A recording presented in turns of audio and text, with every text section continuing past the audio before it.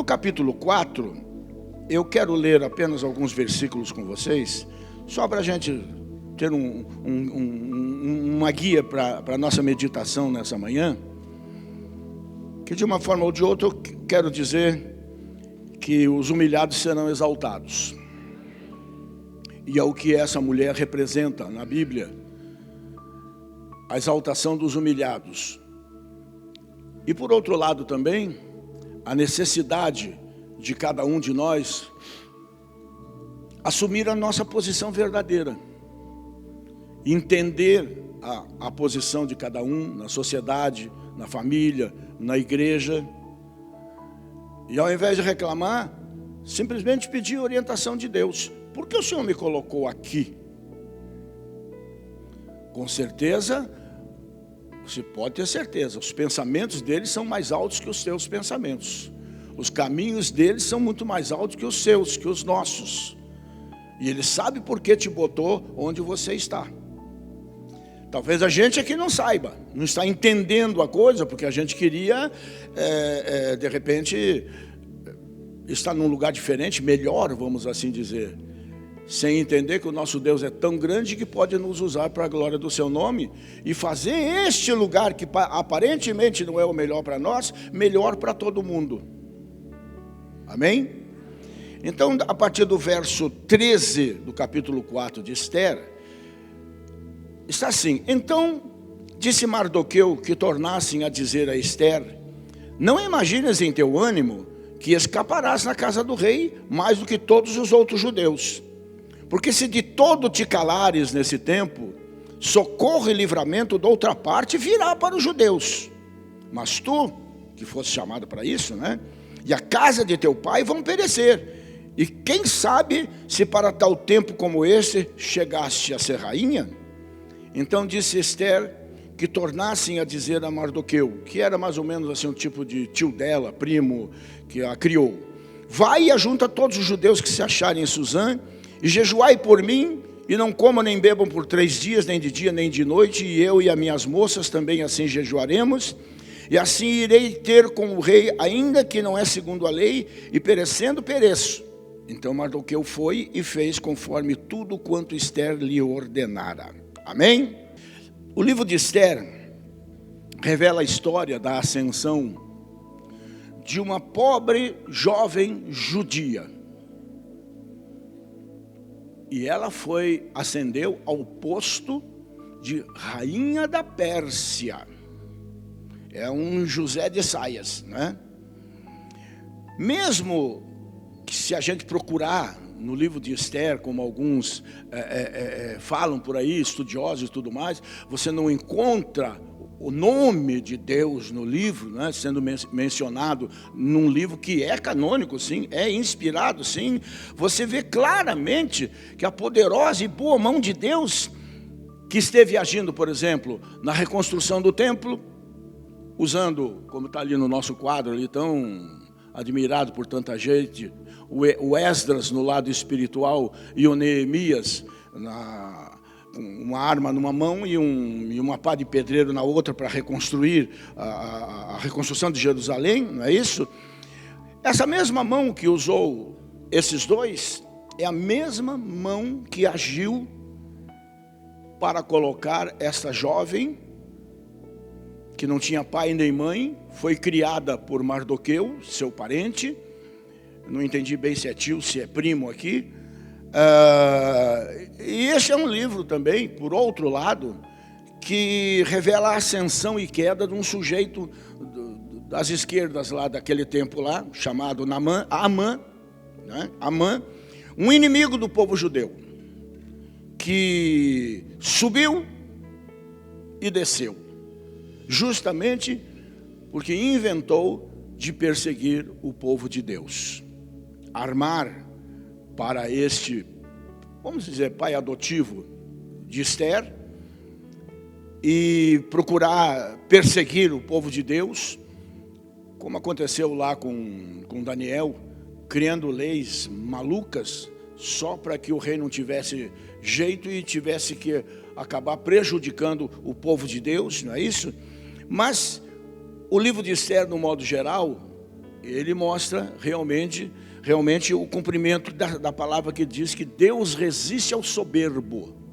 Deus resiste ao soberbo, porém dá graça aos humildes, né? Então esse livro de Esther exalta, porque eu vou contando devagar a história dela, né? Exalta a beleza da mulher, a beleza física, né? Até porque foi feito mais ou menos assim, depois que a rainha Vasti, ou Vasti, como queiram pronunciar, caiu por desobedecer publicamente ao rei, ele simplesmente botou ela para andar do palácio, da noite para o dia deixou de ser rainha, e ele instituiu mais ou menos assim, um concurso de misses, para saber com quem ele casaria. Tem mulher de Deus aqui? E as mulheres de Deus são especiais. Elas são bonitas por natureza, porque elas têm o espírito da graça. E como se diz que os olhos são as janelas da alma, no rosto de uma mulher de Deus, ela pode não ser uma Gisele Bündchen, que por sinal não é tão bonita assim, né? Mas quer me namorar. Mas ela tem uma graça envolvente que ultrapassa a beleza física, e qualquer pessoa pode ver no semblante dela uma beleza que transcende o entendimento humano. E foi o que realmente aconteceu com essa mulher, né? Então, nos primeiros 3 capítulos do livro de Esther, é mostrada a arrogância desse homem chamado Amã. Elevado ao posto de primeiro-ministro do rei Assuero, era esse o nome do rei, Assuero, né? E o intento maligno dele de armar para procurar destruir o povo de Israel, que tinha vindo cativo para a Babilônia nos tempos de Nabucodonosor, né? E o poder e a fama, e já disse o Abraham Lincoln, né? Quer conhecer o caráter de um homem ou de uma pessoa? Dele um pouco de poder. Normalmente se destrambelham todos, né? A soberba já toma conta, não entende porque ascendeu aquela condição boa e usa daquilo ou para corrupção, para enriquecer, ou até para maltratar pessoas, quando foi colocado ali justamente para fazer o contrário, né?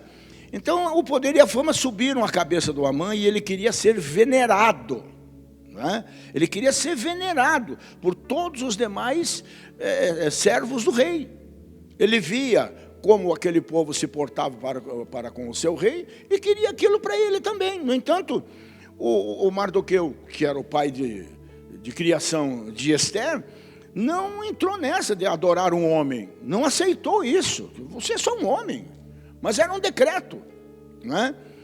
E então, esse homem, Amã, passava a odiar o Mardoqueu, o pai de criação de Esther, cada dia mais crescia no coração dele, por causa disso, acabar com todo o povo de Deus que estava ali na Pérsia, né? Então, o povo de Deus, Esther, já rainha, foi escolhida pelo Assuero, né? O Mardoqueu e o povo, eles fizeram exatamente aquilo que Esther os orientou a fazer, um jejum completo de 3 dias. Evidentemente, quando um homem e uma mulher de Deus se dedicam à oração, e especialmente o jejum com um propósito definido, e o jejum normalmente são para grandes propósitos. Não precisa jejuar para ser curado. Eu sou curado pela oração da fé, pela minha própria fé. Mas jejuar para mudar uma situação, num país, numa família, numa vida em particular. Então o jejum também tem propósito, caso contrário é só passar fome muitas vezes, não é? Então quando chegou a hora de Deus exaltar o Mardoqueu, né? O próprio Amã teve que sair pela cidade, porque houve um momento em que o Mardoqueu foi praticamente sentenciado à morte. E naquela noite o rei ficou muito intranquilo, mas muito intranquilo, e não conseguia dormir.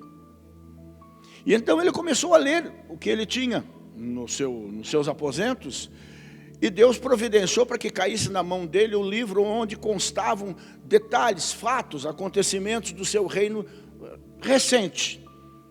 E uma coisa que talvez ele nem soubesse, ele passou a saber: que 2 homens estavam conspirando para tirar a vida dele, rei Assuero. E estava escrito nos anais da história da Pérsia que Mardoqueu, o pai de Ester, é quem tinha descoberto a trama, e por causa dele aqueles homens foram presos, ou quem sabe até perderam a vida. E o rei então se deu conta de quem era quem ali.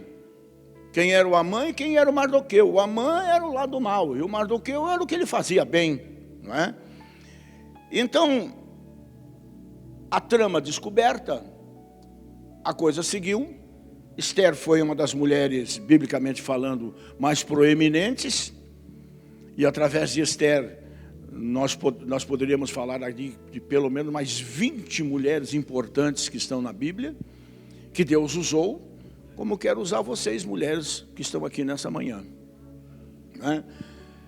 E o objetivo é que a história é longa, né? Em 5 minutos resumir 10 capítulos não é muito fácil, não. Mas é mais ou menos isso que eu disse, né? E o verdadeiro propósito dessa história, com H bem maiúsculo, é que cada um de nós devemos assumir a posição que Deus nos tem preparado. E a posição que Deus nos tem preparado, no começo dá medo, receio,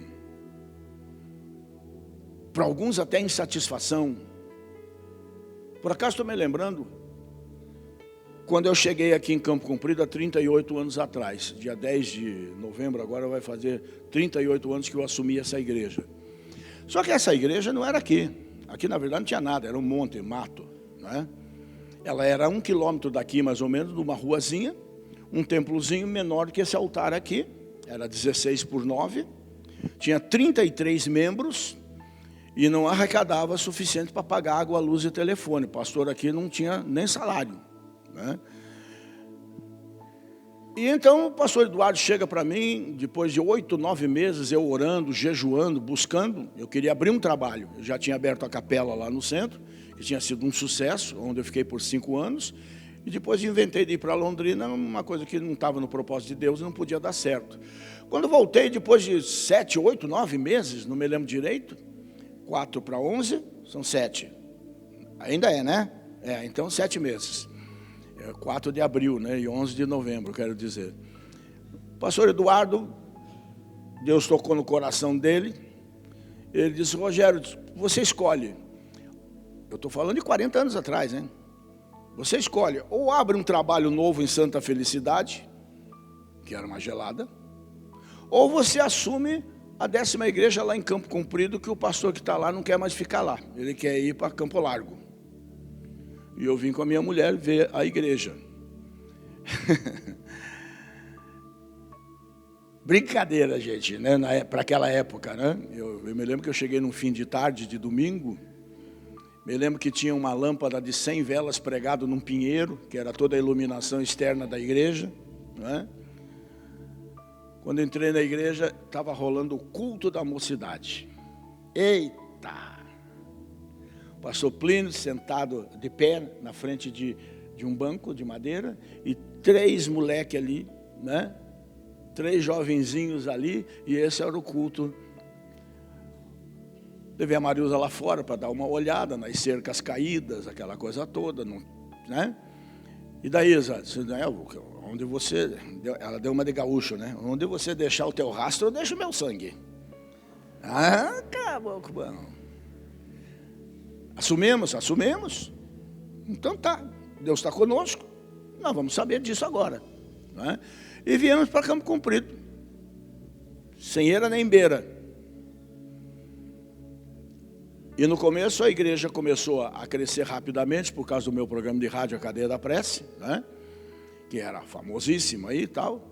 Começou a crescer, a igreja se tornou pequenininha lá, e para encurtar a conversa, compramos um terreno, 2, 3, 4, e estamos aqui hoje para a glória de Deus. Mas no meio disso, 2 vezes eu fui transferido pelo Conselho Nacional, e as 2 vezes para lugares absolutamente excelentes. Uma igreja de 3 andares em Guarapuava, que eu não quis ir, e depois a igreja lá em Floripa, que era o sonho de todo pastor do Brasil. E eu disse, não vou, eu vou construir uma catedral em Campo Comprido. Você é louco, você é doido, você tem coragem, mas é fora da casinha, não sei o quê. Estamos aqui. Mas estamos aqui por quê? Porque eu acreditei que se Deus me colocou aqui, depois de tanto tempo de jejum e oração, não me colocou aqui para eu quebrar a cara. Não é verdade? O resultado é uma igreja como a nossa, instalada num bairro extremamente difícil, como vocês sabem que é, tanto que vocês rodam por aí, vocês não veem praticamente igreja evangélica, vai ter que descer lá para Vila Sandra. Mas Campo Comprido mesmo, não tem nem banco, não tem nenhuma agência bancária, gente. Não tem um supermercado decente até hoje. Você anda pela Eduardo Esprada aqui, de dia é essa loucura, de noite é um cemitério.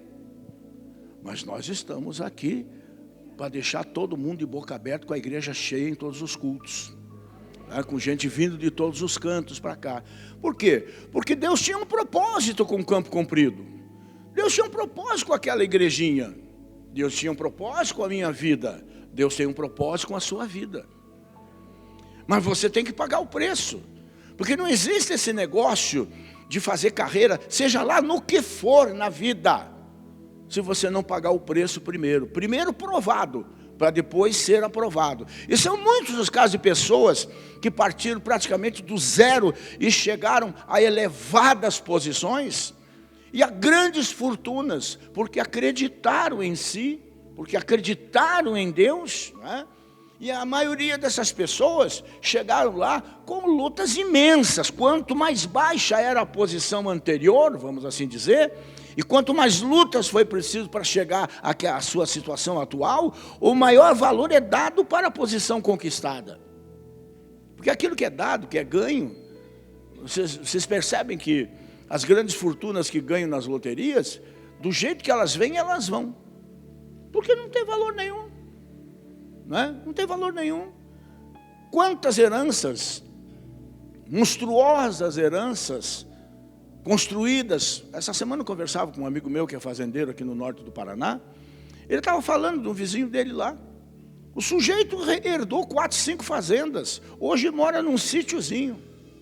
Gastou tudo, comeu tudo. Deu uma de filho pródigo. No entanto, o maior valor do que qualquer outra posição devemos dar, principalmente uma posição que você subestima, que você não dá valor. É a nossa posição. Isso é uma coisa que a gente nem sequer pensa, muitas vezes, Até faz a oração do Pai Nosso, venha a nós o teu reino, e não tem consciência de reino de Deus. Esse mundo jaz nas trevas. O Deus desse pequeno universo chamado planeta Terra, cuja superfície é 3/4 de água, mas é chamado de terra, Quem manda nesse negócio aí é o inimigo, é o coiso, porque Adão e Eva entregaram na mão dele. Nós somos o que aqui então? Nós somos a embaixada dos céus. Nós somos o reino de Deus no meio dessas trevas. Por isso Jesus diz, sois sal da terra, luz do mundo. Olha a importância disso. E a gente não se dá conta. Eu estou fugindo completamente da mensagem. E a gente não se dá conta disso. De quem realmente nós somos. Porque muitas vezes pagamos o preço. Eu falo para os alunos do Instituto Teológico, vai ser o pior ano da tua vida, num certo sentido, o primeiro ano do ITQ, do Instituto Teológico. todo tipo de resistência vai se voltar contra você para que você desista, para que você não siga em frente, porque tudo que o inimigo quer é que você não conheça teus direitos, e quem lê a palavra, estuda a palavra, passa a conhecer os seus direitos, e então ninguém pode passar por cima dele, porque eu conheço a lei, eu me defendo com o conhecimento da lei. Foi o que Jesus fez ali na saída do deserto, 40 dias de jejum e oração, e quando ele saiu do deserto, quem estava sentado no toco lá esperando ele era o próprio Satanás, que usou contra ele a palavra para fazê-lo cair, pensando que ele estava enfraquecido, mas ele nunca viu Jesus tão forte, né? E Jesus o venceu, não foi no tapa, não foi no tiro, foi na palavra, no conhecimento da palavra. E se nós não tivermos esse conhecimento, se nós não tivermos conhecimento de quem nós somos, onde nós estamos e por que nós estamos, nós não vamos chegar em lugar nenhum, nós vamos ser pessoas sempre frustradas, se sentindo fracassados, quando na verdade Deus colocou você nesse trabalho para fazer de você um luzeiro lá, uma luz naquele lugar, um farol naquele lugar. De repente, você está nesse emprego de hoje por causa de uma única alma que é importante para o Senhor e que está lá e que precisa ser ganha, e esse agente de Deus é você. No seu trabalho, de repente teu patrão é uma pessoa especial, uma pessoa justa, uma pessoa honesta, mas não vai para frente. Não vai para frente até o dia que ele empregar você. E se você cumprir a tua parte nesse negócio. Porque a partir do momento que você estiver nessa empresa, nessa escola, ou seja lá o que for, é para você ser uma referência. É para você ser o reino de Deus dentro daquela empresa. É para você ser o reino de Deus dentro daquela escola. Está entendendo o que eu quero dizer? Então a gente precisa se situar, saber quem a gente é, com mais profundidade, né? Com mais profundidade, né? No entanto, um maior valor do que qualquer outra posição, nós realmente temos que dar a nossa posição dentro do reino de Deus. Nós éramos filhos das trevas, gente, e hoje somos filhos da luz. Somos filhos de Deus por adoção. Ninguém nasce filho de Deus. Ninguém nasce filho de Deus, não é hereditário. Nós nascemos criaturas. E segundo as Escrituras, nos tornamos filhos por adoção em Cristo Jesus, quando o aceitamos como Senhor e Salvador. Quando nos arrependemos, o aceitamos como Senhor e descemos as águas do batismo. O processo bíblico é esse, das religiões são outros. Muitos outros, diga-se por verdade. Mas a verdade é a palavra de Deus. Não é? Então, gente, sendo assim, seja qual for a nossa situação atual, ou o que venhamos a alcançar, seja na sociedade, né, especialmente, nós devemos assumir a nossa verdadeira posição como filhos de Deus, sem ter vergonha, sem se ocultar, sem ser agente secreto.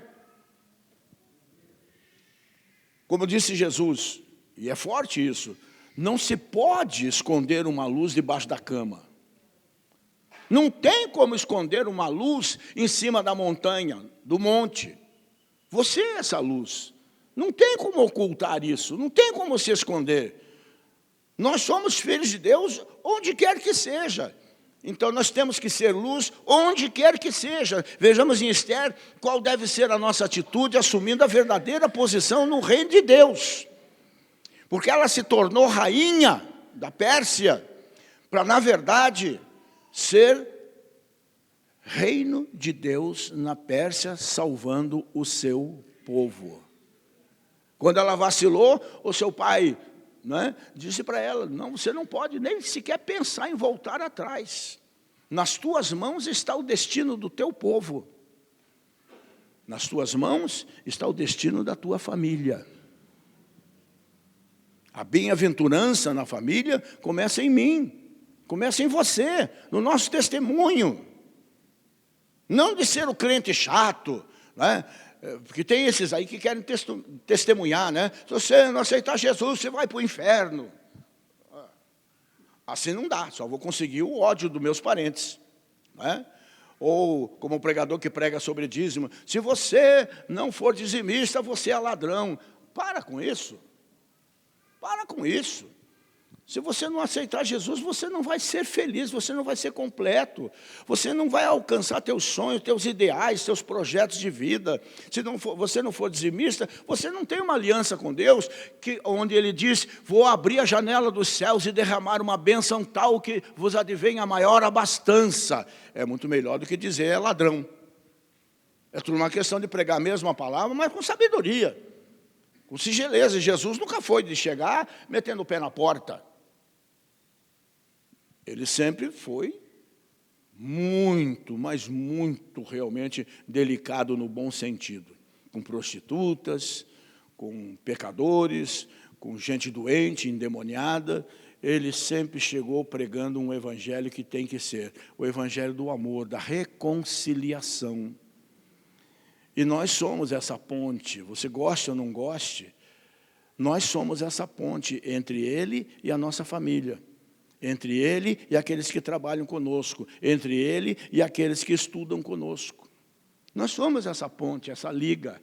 Nós somos ministros da reconciliação, não é? Como Esther foi. Não é? As coisas não acontecem por acaso com os filhos de Deus. Não tem acaso na tua vida. Nunca foi sorte. Sempre foi Deus. Não é? Eu uso essa expressão bastante, né? Porque Ele mesmo coloca a gente em posições estratégicas, sejam elas de destaque ou não, mas com o mesmo propósito, para levarem adiante os seus propósitos através das nossas vidas. Olha o caso de José no Egito. José foi levado para o Egito. Moisés foi tirado do Egito. Eram propósitos de Deus diferentes, com relação ao mesmo lugar. Um foi tirado e outro foi colocado. Mas o propósito de Deus se cumpriu. Então, você seja tirado ou você seja colocado, tem um propósito de Deus nisso. Seja fiel a Deus, consulte a Deus. Pergunte por que o Senhor me colocou aqui. Me revela, me mostra. E Ele vai fazer, não tenho dúvida disso. Deus responde orações. E Esther é uma daquelas pessoas que sai do zero e chega a uma posição para lá de elevada pela graça de Deus. Rainha da Pérsia, que hoje são esses malucos lá do Irã. Não é? Veja como era difícil a situação de Esther. Ela era uma menina que não tinha pai nem mãe. Ela fazia parte de um povo cativo, que tinha sido levado cativo para a Babilônia. Ela foi criada por um primo, eu acho que é primo. Ela demonstrava, com certeza, não ter muitas chances na vida, não. Pela situação dela, por isso tudo que eu estou contando, parece a situação minha no passado, de muitos aqui no passado também. Viemos de famílias, muitos de nós, muito pobres, lutamos bastante. Alguns chegaram na igreja desenganados pela medicina, outros chegaram literalmente endemoniados, outros chegaram literalmente terra arrasada na vida profissional, na vida econômica. E olha nós aqui, todo mundo bonito, nessa manhã aqui, não é? Então, no entanto, Deus abençoou Esther como uma grande beleza, que lhe abriu portas para se tornar rainha. Deus tem nos dado essa mesma beleza, não de estampa muitas vezes, mas qualidades que Ele colocou em nós, que nós só não sabemos porque também nunca fizemos nenhum esforço em descobrir. Nunca nos esforçamos para estudar, por exemplo. Esse é o grande mal do brasileiro. Emprego tem. Pode acreditar que emprego tem. O que não tem é empregado, qualificado. E para que eu quero uma zeladora na igreja se ela não sabe pegar uma vassoura? Não é verdade? Mais ou menos, a grosso modo, é o que eu quero dizer. Então você tem talentos que você nem imagina. Você só precisa ler, principalmente. Você precisa ler. Porque o ler já é um estudo por si mesmo. Mas não é ler aquilo que está eu ainda sou das antigas, né? É ler o que está no papel.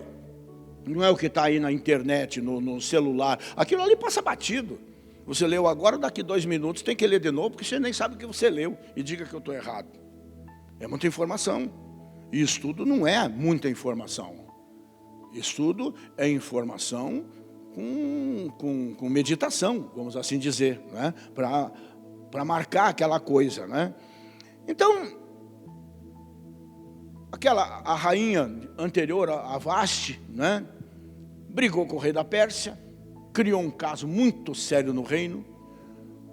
O rei teve que se posicionar e se gostava dela ou não gostava, não sei, mas devia gostar, porque afinal de contas era a rainha dele.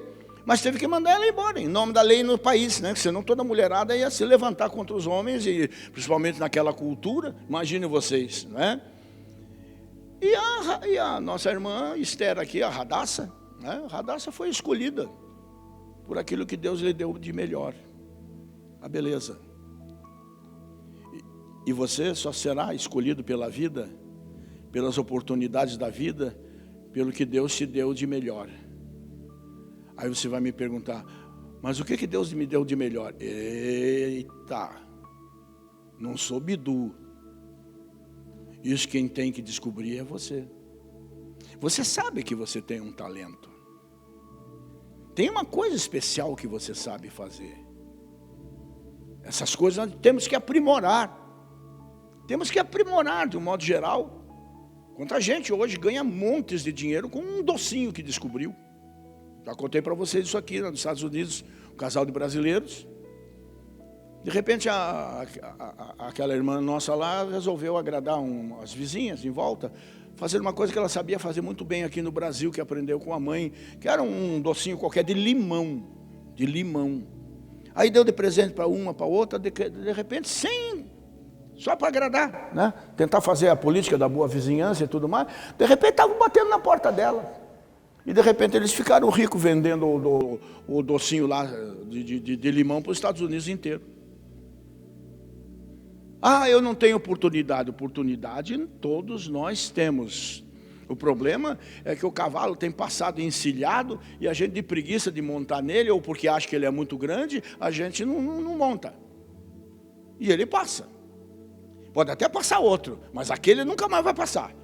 Então se agarre às oportunidades que Deus tem colocado no seu caminho, né?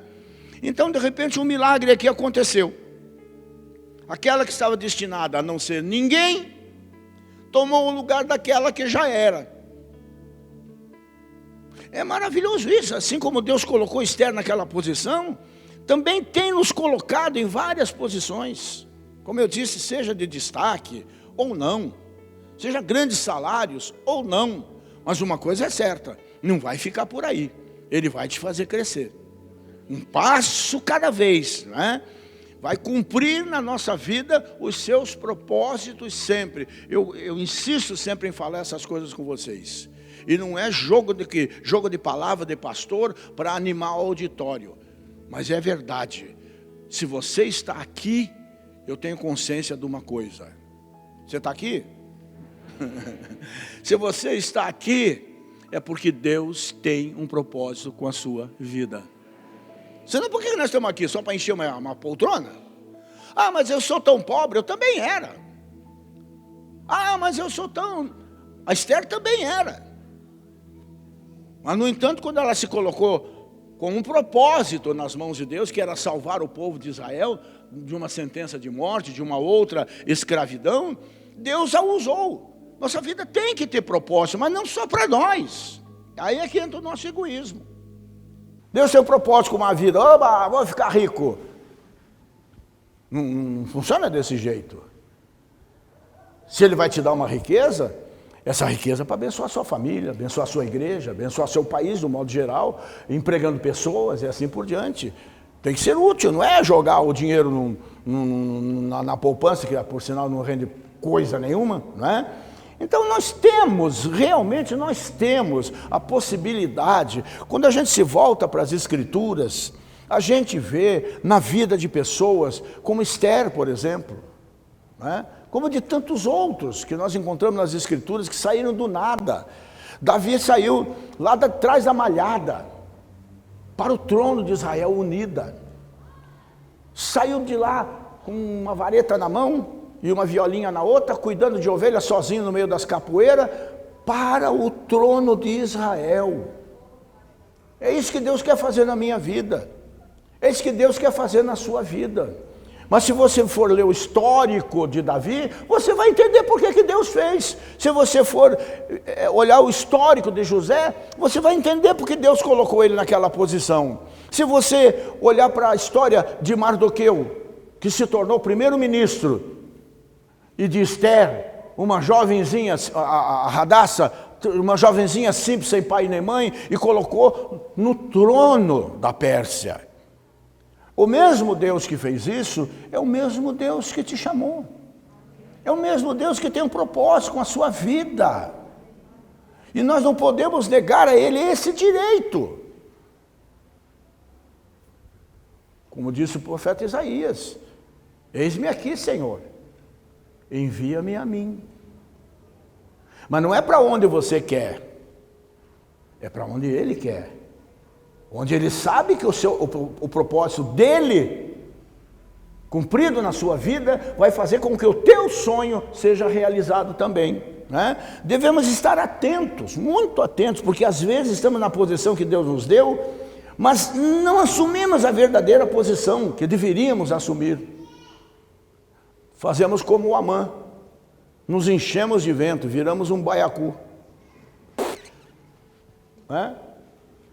Então, gente, olha, nesse país, por exemplo, estava lendo ainda agora de manhã alguma coisa sobre aquele bandido chamado Paulo Freire, que as esquerdas incensam como o grande homem da educação no Brasil. Aí você olha para Dilma e você vê que tipo de educação.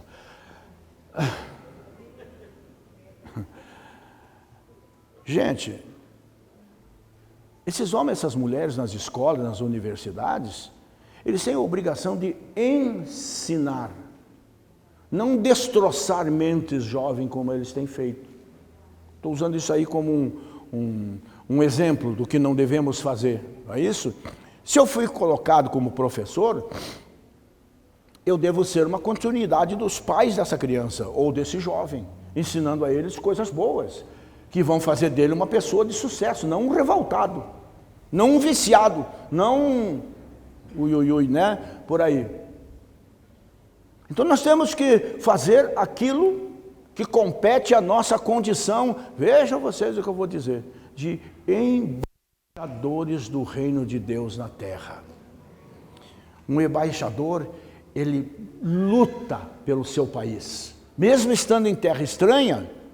Aquele predinho que está escrito lá, Embaixada do Brasil nos Estados Unidos ou vice-versa, lá aquele pedacinho, aquela casa, aquela mansão, seja lá o que for, é o Brasil. Ninguém pode invadir. E nós somos essa embaixada. Essa igreja é uma grande embaixada. Nós somos embaixadores. Nós representamos um país, mas não é um país qualquer.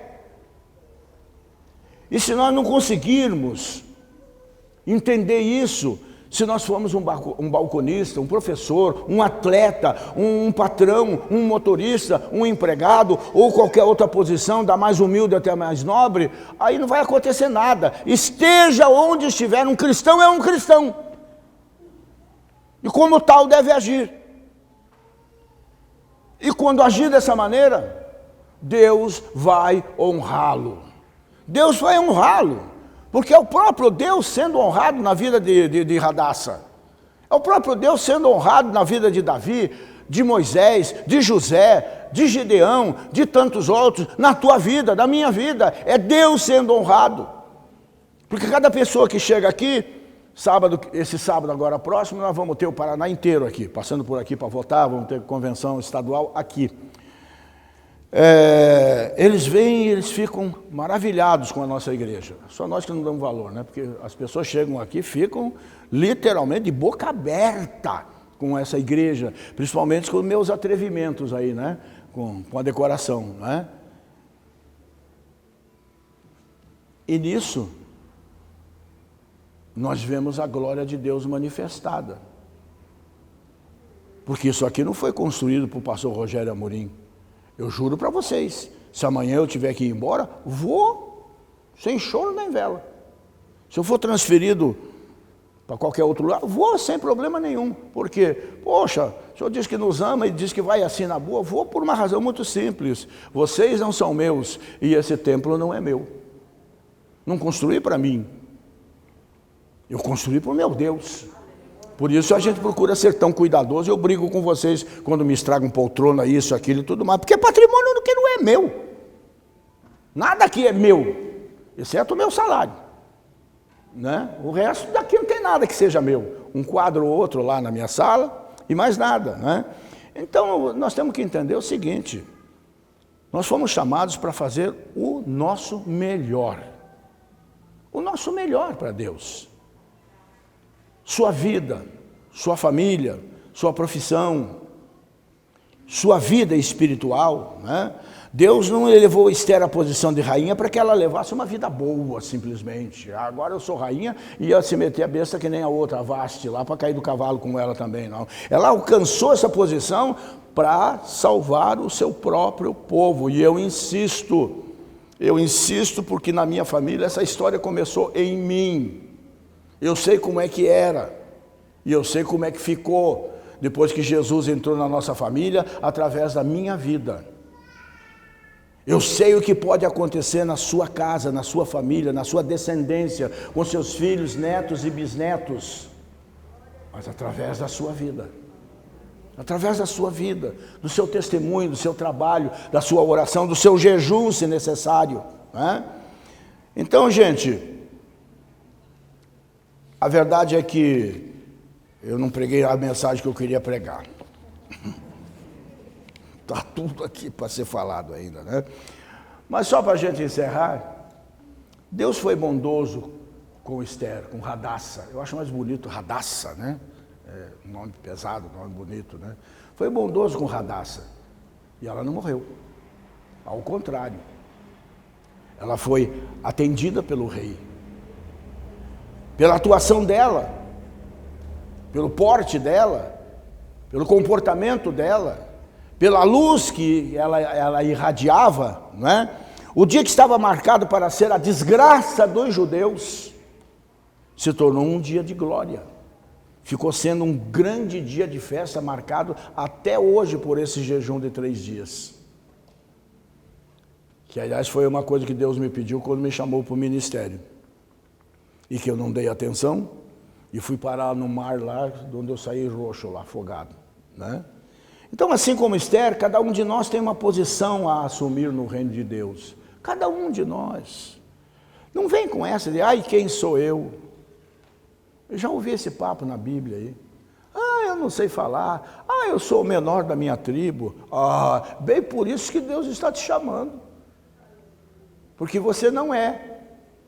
E Ele quer ser na sua vida. Como Ele disse para Moisés, oh, Senhor, eu vou lá no faraó, como eu sou até meio difícil de palavra. Alguns diziam que ele era gago, né? Não sei o quê. Sem essa, Moisés. Vai lá e diz que o eu sou te mandou. Mas que eu sou quem? Eu sou o que sou. Eu sou o que sou, Senhor. Ô, cabeçudo, eu sou tudo aquilo que o meu povo precisa. Deus é tudo o que você precisa. Ponha isso no seu espírito, no seu coração. Deus nos colocou no seu reino, na sua igreja, nos chamou para a salvação. E se nós não assumirmos essa posição, outro vai ser levantado por Deus para isso e nós vamos perder o privilégio. Nós vamos perder a glória de ser um instrumento nas mãos dele. Então se apresse, né? Eu e você, com todas as nossas culpas, nossos pecados, nossas fraquezas, não leve para o lado da lei, leve para o lado da graça. Não leve para o lado do dente por dente, olho por olho. Leve para o lado do... Se confessarmos os nossos pecados, Ele é fiel e justo para nos perdoar os pecados e nos purificar de toda injustiça. Leva para esse lado. Ninguém é perfeito e ninguém vai ser perfeito. Eu não sou, você não é. Não seremos, exceto um dia. Mas não aqui nesse planetinha, né? A verdade é que eu e você somos purificados pelo sacrifício de Jesus, que deu a sua vida em nosso lugar. Somos cobertos por esse sangue. Eu e você fomos transformados de estranhos em filhos de Deus, de bastardos em filhos de Deus, para ocuparmos posições especiais no seu reino. Acredite nisso. Eu e você temos uma missão muito importante, e se não obedecermos, vamos passar por maus momentos, porque Deus não é homem para que minta, nem filho de homem para que se arrependa. Se Ele te chamou, Ele sabe por que te chamou. Se você não sabe, peça que Ele te revele. Ah, mas olha a minha condição. A tua condição é ótima para que a glória dele seja manifestada na e através da sua vida. Aquele que não é, eu tomo para confundir os que são. Aquele que não sabe, eu tomo nas minhas mãos para confundir os maiores sábios desse planeta. Não somos apenas operários, não somos apenas secretárias, professores, corretores, vendedores, donas de casa, secretárias, comerciantes. Não somos apenas isso, estudantes. Somos discípulos de Jesus. E devemos assumir essa nossa posição verdadeira, de luz do mundo, de sal da terra, em qualquer lugar, a qualquer custo, para nosso próprio bem e para a honra e glória do nosso Deus.